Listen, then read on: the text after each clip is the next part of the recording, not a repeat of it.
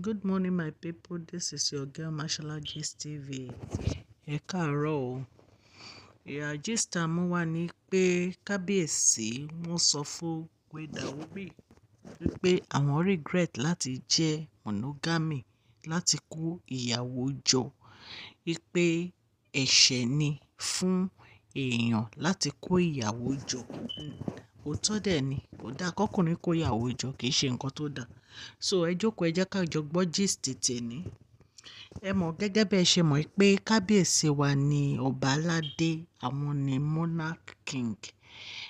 Aládé of gbogbo aládé. Um, so bí kábíyèsí ṣe jókòó wọn jẹ́jẹ́ nìyẹn o, tí àwọn onífá tó bẹ̀rẹ̀ sí dáfá pé kábíyèsí ní láti fẹ́ ìyàwó tó pọ̀ nítorí wípé kíni, nítorí pé ọba aládé ni wọ́n, pé àwọn ni monarch gbogbo àwọn ọba. Ni Mariam bá bẹ̀rẹ̀ sí wá kùrùkẹrẹ o, ló bá wá sí palace o, ní kábíyèsí bá fẹ́ Mariam o, ló bá ń pariwo òun máa make sure pé òun fi owó, òun fi ọkàn kan bá kábíyèsí lò. Wọ́n bẹ̀rẹ̀ sí convince kábíyèsí pẹ̀lú àwọn olórí mẹ́ta, àwọn yèyé mẹ́ta, àwọn yèyé mẹ́ta bẹ̀rẹ̀ sí convince kábíyèsí nítorí pé ọ̀rẹ́ ni ìkan nínú wọn, ọ̀rẹ́ ni òun àti Mariam. So bí wọ́n ṣe bẹ̀rẹ̀ sí convince kábíyèsí nìyẹn o, wípé kò yẹ kí kábíyèsí níyàwó kan o, ó yẹ kí kábíyèsí níyàwó tó pọ̀ ni, wípé torí iṣẹ́ palace kò ń ṣiṣẹ́ tí kábíyèsí lè dá ṣe. Tí obìnrin kan lè dá ṣe pẹ̀lú kábíyèsí, pé so yẹ kán fẹ́yàwó tó pọ̀ ni kábíyèsí náà bá gbégbèsè o. Ni wọ́n ṣe bẹ̀rẹ̀ sí fẹ́yàwó nìyẹn o, náà ń fẹ́yàwó. Ṣé wá rí gbogbo àwọn elder yẹn pátápátá, gbogbo wọn náà ní àwọn tí wọ́n mú wá fún kábíyèsí láti fẹ́.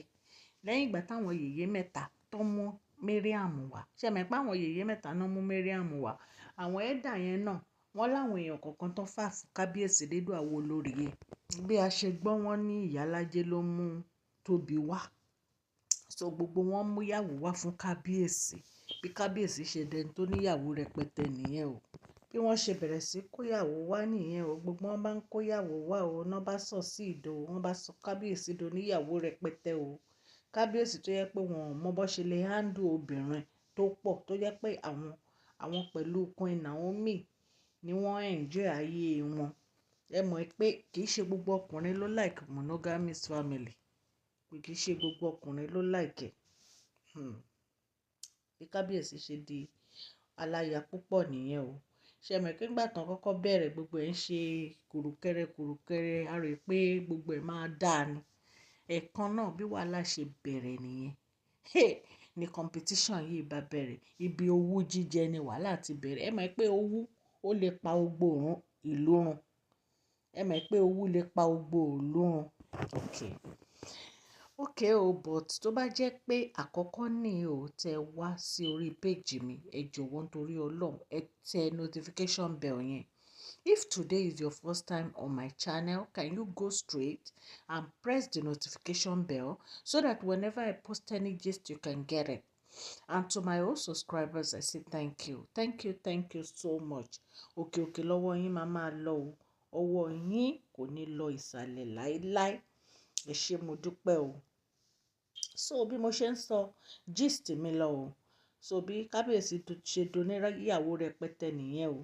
Mariam bó ṣe wọlé sí kábíyèsí lára nìyẹn, tó bẹ̀rẹ̀ sí lóògùn, tó ń lo àfọ̀ṣẹ burúkú fún kábíyèsí, tó yẹ pé nǹkan tó bá sọ fún kábíyèsí báyìí ni kábíyèsí máa ṣe. Bí owú ṣe wọnú palace nìyẹn o, tí competition wọnú palace, tí gbogbo wọn ò nífẹ̀ẹ́ ara wọn, tí ó di pé owó ni wọ́n fi ń buy love. Mariam máa kówó fáwọn yèyé mẹ́ta, a máa kówó fún ìyálájé, kán bá fi nífẹ̀ẹ́ wọn, kán bá fi máa kó ọ̀rọ̀ sí kábíyèsí lórí. Kábíyèsí ò wá mọ ibi tán máa turn sí. Tán bá turn right, wàhálà ni. Button left, wàhálà ni. Button sideway, wàhálà ni. Bí wọ́n ṣe bẹ̀rẹ̀ sí turn lórí kábíyèsí upside down, up and down pẹ̀lú ògùn nìyẹn, ògùn abẹnú gọ̀ǹgọ̀. Wọ́n ń turn lórí kábíyèsí, Ṣé ẹ fẹ́ pa kábíyèsí ni?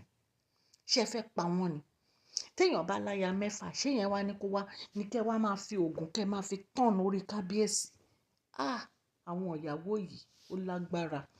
So bí Mariam ṣe bẹ̀rẹ̀ nìyẹn ló bá ní láyé Queen Naomi ìgbà tó rí pé ó ti sú kábíyèsí fẹ́ wáyàwó wọn lọ ipò ti sú wọn ló bá ní láyé Queen Naomi o wọn ò ní padà wá sí palace wípé kì í ṣojú ayé òun ni Queen Naomi á ṣe padà wá sí palace.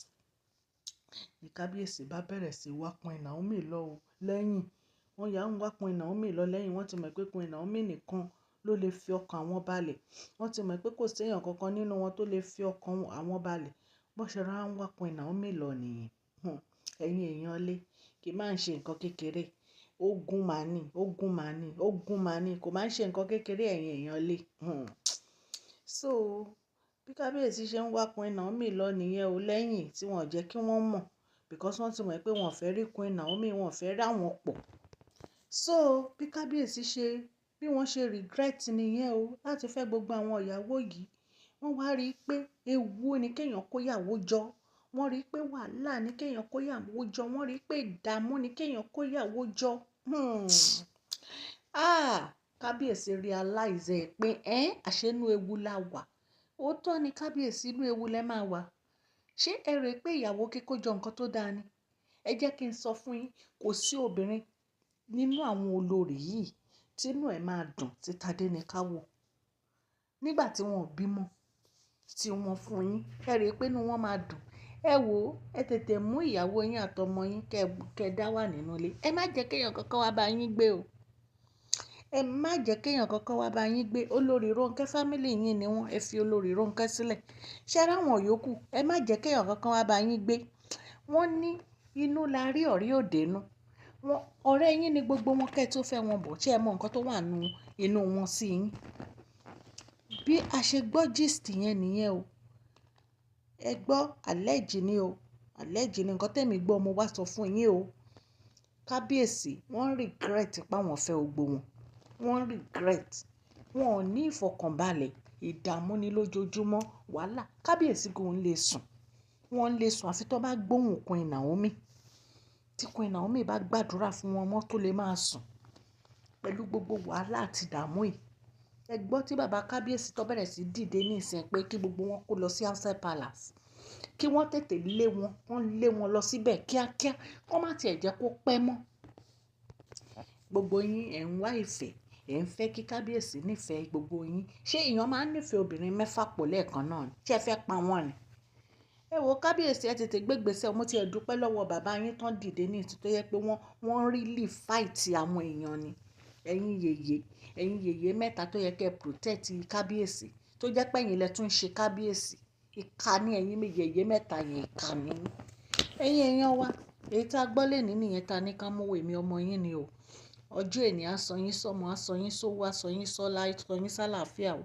tẹ́ bá ṣe ń tẹ subscribe tẹ́ ń tẹ like tẹ́ ń tẹ share báyìí ire ló máa jẹ́ tiyín ìbùkún ló máa jẹ́ tiyín ọwọ́ yín ò ní kàn sàlẹ̀ àpò láíláí òkè lọ́wọ́ yín á máa lọ I really thank you for subscribing liking my video èmi ọmọ yín ni o Mashola Gist TV Queen Naomi bẹ́ẹ̀ ṣe lọ sí London o ọlọ́run aṣọ yín dé London o ẹ máa padà sílé láyọ̀ àtàlàáfíà o a máa ṣe fídíò ti London tí wọ́n lọ yín títí ìrọ̀lẹ́ ẹ máa rí God Almighty will bless you thank you so much I love you all.